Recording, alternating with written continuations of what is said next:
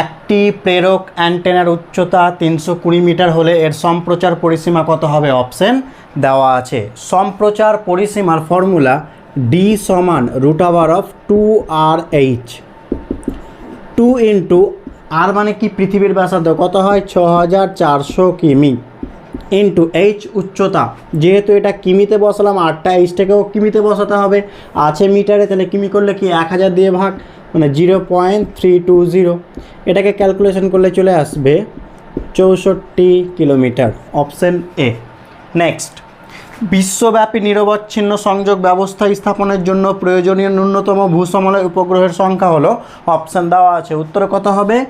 3। Next, এই অঙ্কটা তোমরা নিজেরা করো। একটি প্রেরক অ্যান্টেনা 12.8 কিমি পর্যন্ত সংকেত সম্প্রচার করতে পারে, অ্যান্টেনার উচ্চতা কত হবে, বা অ্যান্টেনার উচ্চতা হবে, অপশান দেওয়া আছে, ট্রাই করো।